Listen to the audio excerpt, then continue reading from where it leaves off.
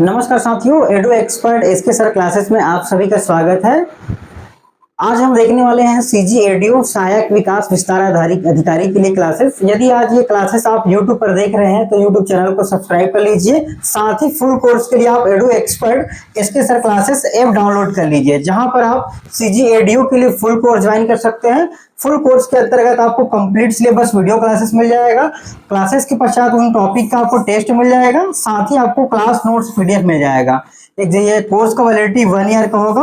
1 year के अंतर्गत classes को आप जितना बार चाहे देखना चाहे देख सकते हैं, और टॉपिक टेस्ट को जितना बार चाहे दिलाना आप दिलाकर देख सकते हैं। इसके साथ साथ आपको इस ऑडियो कोर्स के अंतर्गत आपको एग्जाम अपडेट मिल जाएगा, करंट अफेयर क्विज, ये सभी आपको फ्री उपलब्ध कराया जाएगा। ठीक है, अगर आप एडीओ के लिए टेस्ट सीरीज ज्वाइन करना चाहते हैं तो वो भी ऐप में अवेलेबल है, जिसमें टोटल 50 टेस्ट होगा। ठीक है, जिसमें 30 आपका टॉपिक टेस्ट होगा, 30 आपका मेगा टेस्ट रहेगा और 10 फ्री टेस्ट आपको उपलब्ध कराया जाएगा।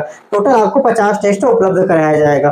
साथ ही हमारे एप्लीकेशन पर करंट अफेयर, नोट्स, क्विज और ये डेमो टेस्ट भी आप विजिट कर सकते हैं। ठीक है, आप चैनल को सब्सक्राइब कर लीजिएगा और वीडियो लास्ट तक देखिएगा। लास्ट में मैंने इस पीडीएफ के लिए हमारा टेलीग्राम ग्रुप आपको लिंक उपलब्ध करा दिया है, वहां से जाके आप ये क्लास नोट्स डाउनलोड कर सकते हैं। ठीक है, तो चलिए शुरू करते हैं। आज हम इकाई 4 आजीविका के अंतर्गत हम इकाई 4 देखने वाले हैं। इकाई 4 हमारा रहेगा संस्थागत विकास, है ना। संस्थागत विकास किस प्रकार से होता है, इसके अंतर्गत हम स्व सहायता समूह के प्रकार, स्व समूह देखेंगे, प्रकार देखेंगे एवं गठन की प्रक्रिया देखेंगे। तो स्व सहायता समूह यानी कि SHG सेल्फ हेल्प ग्रुप, है ना।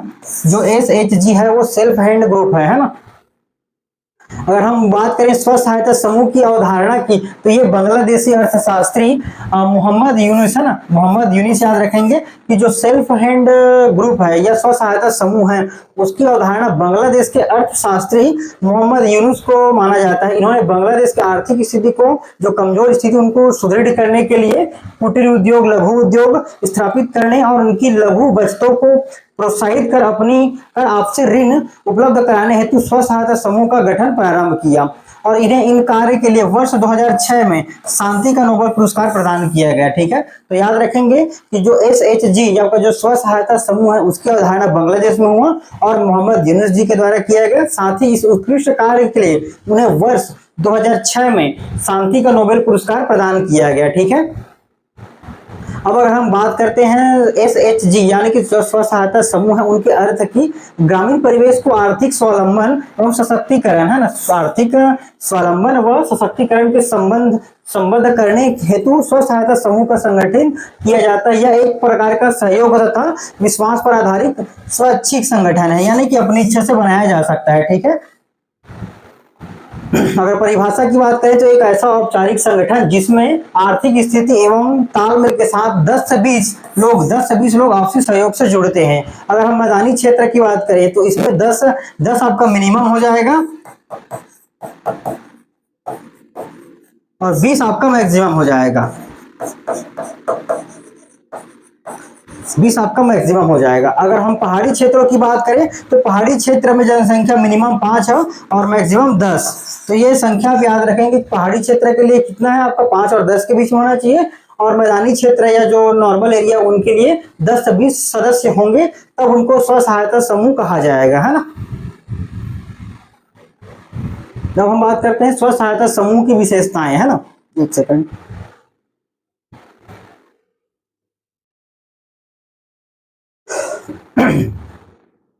अब हम बात करते हैं, एक सेकंड, क्या हुआ,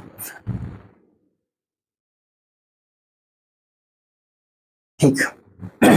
स्व सहायता समूह की विशेषता के बारे में बात करते हैं। यह एक सामाजिक आर्थिक परिस्थिति वाली 10 से 15 या 10 से 20, है ना, 10 से 20 गरीब महिलाओं का संगठन है। स्व सहायता समूह की समस्त महिला एक ही परिवार या तो एक ही सदस्य पारा या मोहल्ला अथवा गांव की हो सकती है, यानी कि जो समिति बनता है उसमें पारा, मोहल्ला या गांव के लोग इसमें शामिल होते हैं। और खास रूप से इसमें जो पिछड़ी जनजाति के लोग हैं या जो आर्थिक रूप से कमजोर हैं, उनका समिति के माध्यम से बनता है, जो बीपीएल परिवार के नीचे आते हैं, और उनको समूह के माध्यम से आर्थिक सहायता सरकार के द्वारा प्रदान भी किया जाता है ना। इसमें समूह के नेतृत्व सचिव का चयन किया जाता है, जो समूह के सदस्यों द्वारा किया जाता है। समूह को सफल संचालन हेतु सभी सदस्य नियम तय करते हैं। समूह के नाम से एक बचत खाता या नजदीकी बैंक में खोला जाता है, यानी कि समिति के नाम से एक बैंक का खाता खोला जाता है, जिसमें आपका आय व्यय या जो पैसा रखना है उसके लिए एक बैंक खाता खोला जाता है, जो कि समूह के नाम पर होता है, और इसमें अध्यक्ष और सचिव का नाम होता है ना। और संगठन का अगर बात करें तो मुख्य उद्देश्य क्या, परस्पर सहयोग है, मुख्य रूप से परस्पर सहयोग है ना। अब अगर हम बात करते हैं स्व सहायता समूह की ऐतिहासिक पृष्ठभूमि, यानी कि किस प्रकार से स्टार्ट हुआ, तो याद रखेंगे इसकी शुरुआत 1972 में हुआ था। 1972 में ईला रमेश भट्ट के द्वारा हुआ था, है ना। अब जैसे मैदानी क्षेत्र की बात करें तो इसमें 10 से 20 व्यक्तियों के समूह का औपचारिक समूह होता है। अगर पर्वतीय या पहाड़ी क्षेत्र की बात करें तो 5 से 10 व्यक्तियों का अनौपचारिक समूह होता है ना।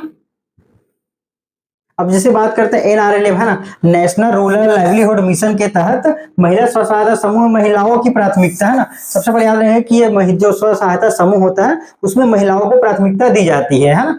इसके साथ साथ दिव्यांग, तृतीय जेंडर आदि पुरुष सदस्य स्व सहायता समूह के सदस्य के रूप में होते हैं ना। ये उतना इंपॉर्टेंट है। बाकी याद रखेंगे कि इसमें जो पहाड़ी क्षेत्र में कितने लोगों का समूह बन सकता है, और मैदानी क्षेत्र में या नॉर्मल जो क्षेत्र होता है उसमें कितनी जनसंख्या शामिल हो सकता है, और याद रखिएगा। और ये स्व सहायता समूह खासकर महिलाओं का संगठन होता है ना। अब अगर हम बात करते हैं सदस्य हेतु बिंदु एवं शर्त, है ना, सदस्यता हेतु संबंधित बिंदु एवं शर्त। PRP प्रोजेक्ट रिसोर्स पर्सन, है ना, PRP द्वारा चयनित परिवार के सदस्य जिनकी आयु 8 से 65 वर्ष की वर्ग सीमा वाले हो, बचत करने की इच्छा रखता हो। यदि बचत करने की इच्छा रखता है तो ही वो इसमें जुड़ सकते हैं ना। समूह में कार्य करने के लिए इच्छुक, बैठक में समय दे सकने वाले व्यक्ति। ऐसा नहीं कि आप समिति में जुड़ गए हैं और समय नहीं दे पा रहे हैं, तो ऐसे लोग इसमें एलिजिबल नहीं है, क्योंकि इसमें आपको प्रॉपर हर बैठक में, हर मीटिंग में आपको भाग लेना होता है ना। स्व सहायता समूह के गठन में सहायता, स्व सहायता समूह है उसके गठन में किस प्रकार से आता है, CRP होता है एक, है ना, दूसरा होता है NGO, तीसरा बैंक भी सहायता प्रदान करती है। अगर स्व सहायता समूह के पदाधिकारियों की बात करें तो एक अध्यक्ष का अपने में से ही किसी को अध्यक्ष बनाया जाता है, किसी को सचिव और किसी को कोषाध्यक्ष, यानी कि जो लेन देन संबंधी जो चीजें हैं वो कोषाध्यक्ष के पास पैसा रहेगा, सचिव उनका करेगा, अध्यक्ष ग्रुप का संचालन करेगा, है ना। समूह के कार्य हेतु, है ना, पंच सूत्र, यानी कि 5 जो सूत्र है समूह के कार्य हेतु 5 सूत्र बनाए, जैसे नियमित साप्ताहिक बैठक हो जाएगा, नियमित साप्ताहिक बचत होना चाहिए, नियमित आंतरिक लेन देन होना चाहिए, नियमित ऋण वापसी होना चाहिए, और नियमित दस्तावेज संधारण, है ना, या नियमित जो सभी डॉक्यूमेंट है वो सही होना चाहिए। अगर अन्य समूह या अन्य सूत्र की बात करें तो शिक्षित समूह होना चाहिए। अगर समूह में शिक्षित लोग हैं तो कहीं ना कहीं अच्छे तरीके से उसको संचालित करेंगे। स्वच्छ समूह होना चाहिए, स्वस्थ समूह होना चाहिए, नशा मुक्ति सुपोषित समूह, तो ये अब देख लेंगे एक बार, है ना। सशक्त समूह। अब हम बात करते हैं स्व सहायता समूह का उद्देश्य क्या है। आत्मनिर्भरता, आत्मविश्वास, महिला सशक्तिकरण, आर्थिक सहायता। तो ये आपका एग्जाम में क्वेश्चन बन सकता है कि SHG का उद्देश्य किस प्रकार से है। आत्मनिर्भर बनाना, आत्मविश्वास पैदा करना, महिला सशक्तिकरण करना, आर्थिक सहायता प्रदान करना। तो ये सभी आपका आंसर हो जाएगा, है ना। अब हम बात करते हैं जो NRLM है ना, नेशनल रूरल लाइवलीहुड मिशन, राष्ट्रीय ग्रामीण आजीविका मिशन के अंतर्गत स्व सहायता समूह है, उनको वित्तीय सहायता किस प्रकार से दी जाती है। सबसे पहले उनको RF दिया जाता है, रिवॉल्विंग फंड, है ना। प्रत्येक 3 माह में पंचसूत्र का पालन करना, उनको एक बार में 10 से 15,000 रुपए की राशि दी जाती है। यानी कि जो पंचसूत्र है, पंचसूत्र अगर पालन करते हैं तो उनको 3 माह में, है ना, 3 माह में 10 से 15,000 रुपए का राशि प्रदान किया जाता है। उसके बाद देखते हैं CIF, प्रत्येक 5 माह पुराने स्व सहायता समूह को 50,000 से लेके 75,000 की राशि दी जाती है। उसके बाद तीसरा है VRF के माध्यम से ग्राम संगठनों को 1.5 लाख रुपए तक की सहायता राशि दी जाती है, ठीक है। उसके बाद देखते हैं LF सूक्ष्म लघु उद्योगों के लिए सहायता राशि भी दिया जाता है। अगर वो कोई सूक्ष्म लघु उद्योग अगर स्टार्टअप करना चाह रहे हैं तो उस उद्योग के अकॉर्डिंग जितना उनका बजट होगा उसके अकॉर्डिंग उनको सहायता राशि प्रदान किया जाता है ना, जो ऋण के रूप में होता है। अगर हम देखते हैं स्व सहायता समूह को ऋण की पात्रता, यानी कि उनको किस प्रकार से सरकार द्वारा ऋण प्रदान किया जाएगा। यदि स्व सहायता समूह पिछले 6 माह से सक्रिय हो, अक्रिय स्व सहायता समूह पिछले 3 माह से सक्रिय हो, जैसे कोई समिति बनाया, समिति बनाने के पश्चात वो फिर से अक्रिय हो गए, कार्य करना बंद कर दिया, लेकिन कार्य बंद कर दिया फिर कुछ समय के बाद अगर वो स्टार्ट करते हैं तो कम से कम उसका बीच का गैप वो 3 माह होना चाहिए, तब वे उनको ऋण की पात्रता रखते हैं। पंचसूत्र का पालन करता हो, नाबार्ड की ए ग्रेड की श्रेणी में शामिल हो। तो आप याद रखेंगे कि जब तक कोई समिति नाबार्ड की ए ग्रेड से भी शामिल नहीं है तब तक उनको सरकार द्वारा ऋण की पात्रता की योग्यता नहीं होगी, है ना। स्व सहायता समूह को प्रदाय ब्याज की दर, जो स्व सहायता समूह मिलता है ना, होता है, उनको ब्याज की दर 7% से अधिक, बैंक की दर 7% से अधिक होता है। याद रखेंगे स्व सहायता समूह के द्वारा ऋण वापस करने पर 3% अतिरिक्त रियायत देती है। यदि वो रिफंड करते हैं या पैसा चुकाते हैं तो उनको 3% की जो रियायत दी जाती है, यानी कि छूट दी जाती है, जिससे ब्याज की दर घटकर 4% पर रुक जाती है। यानी कि 7% लगेगा, लेकिन अगर वो रिफंड करते हैं या पैसा लौटाते हैं ब्याज का तो 3% उनको छूट मिलेगा और उनको 4% बस केवल देना होगा, तो 3% का उनको रिलैक्सेशन मिल जाएगा, ठीक है। अगर हम बात करें छत्तीसगढ़ में सर्वाधिक स्व सहायता समूह की संख्या देखें तो ये राजनांदगांव में है, और सबसे कम की बात करें तो ये आपका नारायणपुर है। तो आप यहां से देख लेंगे जिनकी संख्या सबसे कम है वो नारायणपुर हो जाएगा, और सबसे अधिक छत्तीसगढ़ में स्व सहायता समूह की अगर बात करें तो वो राजनांदगांव जिले में है, ठीक है।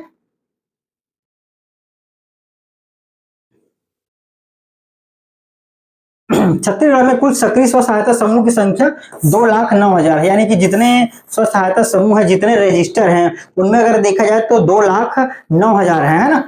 और ऋण की राशि की अगर बात करें तो 2 लाख से अधिक पर 50% है ना। यदि आय सृजन करते हैं या उत्पादक कार्य तो 4 लाख से अगर अधिक होगा तो 75%, 6 लाख से अधिक होगा तो 85%, ठीक है। उसके बाद हम देखते हैं बैंक लिंकेज कार्य, बैंक लिंकेज कार्य है। नेक्स्ट हम देखते हैं बैंक लिंकेज कार्य। इसका उद्देश्य क्या? स्व सहायता समूहों को वित्तीय आवश्यकताओं की पूर्ति हेतु बैंकों के माध्यम से उचित दर पर ऋण उपलब्ध कराना एवं साख एवं विश्वसनीयता को बढ़ाना। यानी कि बैंक लिंक का मुख्य कार्य है कि स्व सहायता समूह को अगर आर्थिक जरूरत पड़ रहा है तो उनको आर्थिक या धन उपलब्ध कराना, ठीक है। उसके बाद हम देखते हैं पात्रता। पात्रता के लिए जो पंचसूत्र मैंने ऊपर में बताया आपको, उनका पालन करना चाहिए, तब वो पात्र होंगे, है ना। विशेषता की अगर बात करते हैं हम, उक्त ऋण एवं नगद साख सीमा के रूप में उपलब्ध कराना, 6 से 7 वर्षों का रिपोर्ट लोन उपलब्ध करना, चिरस्थायी आजीविका प्रारंभ करने व जीवन की गुणवत्ता को बेहतर बनाने के लिए आवश्यक ऋण उपलब्ध कराना, है ना। अगर घटक की बात करें तो वित्तीय समावेशन, यानी गरीबी रेखा से बाहर आने के लिए ऋण की पहुंच महत्वपूर्ण है। संस्थागत स्रोतों से प्रति परिवार को न्यूनतम 1 लाख रुपए का ऋण प्रदान किया जाता है या ऋण उपलब्ध कराना। यानी कि जो स्व सहायता समूह के अंतर्गत जुड़कर कार्य कर रही हैं या कर रही हैं ना, तो उनको एक प्रति व्यक्ति को 1 लाख रुपए तक का ऋण उपलब्ध कराया दिया जाता है, यदि समावेशन 7% की दर होगा, है ना। यदि जो ब्याज है वो 7% लगेगा, लेकिन अगर आप रिफंड करते हैं यानी पैसा रिटर्न करते हैं तो 3% का आपको छूट दिया जाएगा और टोटल आपको 4% ही देना होगा। यानी कि जो राशि आपको ऋण के रूप में सरकार प्रदान करती है उसमें 3% का आपको छूट मिल जाएगा और केवल 4% जो ब्याज है वो आपको देना होगा, ठीक है। उसके बाद हम देखते हैं स्व सहायता समूह उधार के लिए मानदंड, है ना। उधार के लिए तो ये कम से कम पिछले 6 महीनों से सक्रिय होना चाहिए, पंचसूत्र का पालन करते रहना चाहिए, नाबार्ड द्वारा तय मानदंड के अनुसार ग्रेडिंग, यानी कि वो ए ग्रेड का होना चाहिए, नाबार्ड के अनुसार वो उनका ग्रेड ए ग्रेड होना चाहिए, ठीक है। ए ग्रेड का अगर कोई स्व सहायता समूह है तो ही उनको ऋण दिया जाएगा। ये 3 महीना भी हो चुका है ना। अब हम देखते हैं कोष, है ना। तो सदस्यों की बचत प्लस स्व सहायता समूह उधार के द्वारा अर्जित ब्याज, मतलब सदस्यों द्वारा जो बचत के जो कोष है या स्व सहायता समूह की जो धन की प्राप्ति है वो किस प्रकार से होता है। पहला तो सबसे पहले सदस्य जितना बचत करते हैं वो रहेगा, और बचत करने के पश्चात उस राशि को ब्याज के रूप में देते हैं, तो ब्याज के रूप में जो प्राप्त होता है वो रहेगा। चक्रीय निधि रहेगा, जो सरकार द्वारा आपको फंड दिया जाता है या सहयोग राशि दी जाती है वो जाएगा। उसके साथ जो अन्य स्रोत से आय या अन्य स्रोत में आपका आ जाएगा, यदि आप स्व सहायता समूह के माध्यम से अगर कोई कार्य करते हैं और उस कार्य के स्वरूप यदि आपकी आय की प्राप्ति होती है तो वो आपका अन्य स्रोतों से आय में आ जाएगा, ठीक है।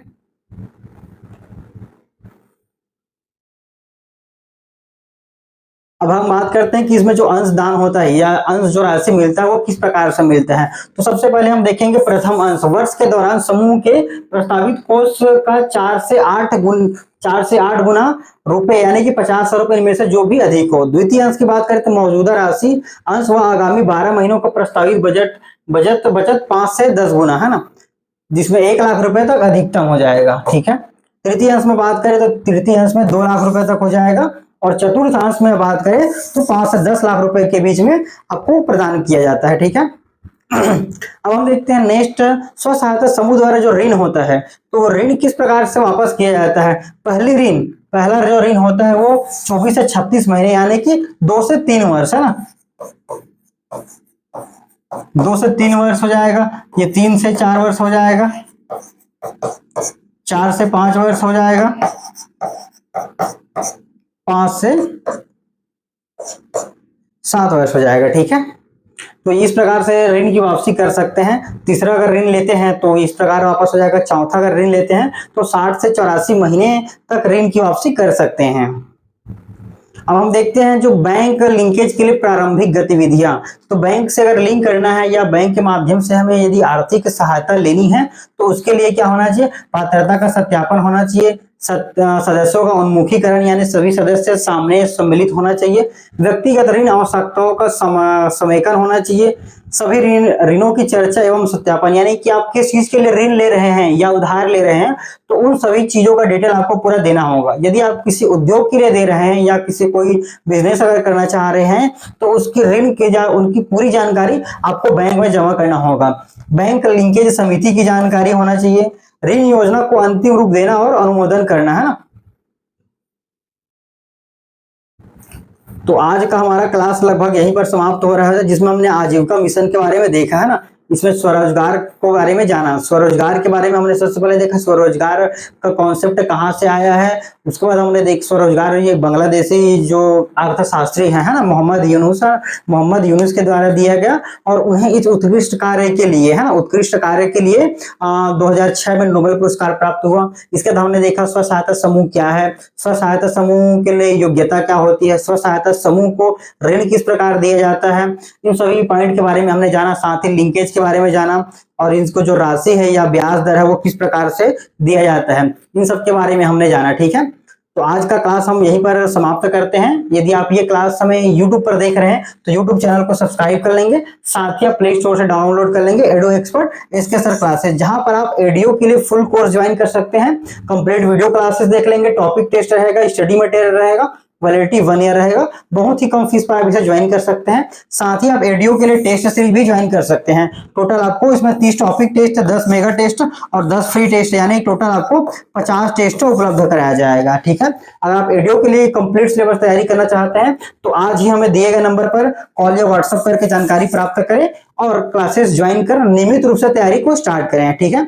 वीडियो देखने के लिए आप सभी का एक बार धन्यवाद और आप चैनल पर नए हैं तो सब्सक्राइब कर लेंगे। साथ ही अगर वीडियो आपको पसंद आया हो तो चैनल को लाइक कर देंगे, चैनल को सब्सक्राइब कर लेंगे, वीडियो को लाइक करेंगे और अपने फ्रेंड के साथ वीडियो को शेयर करेंगे। मिलते हैं हमारे अगले वीडियो में, तब तक के लिए जय हिंद।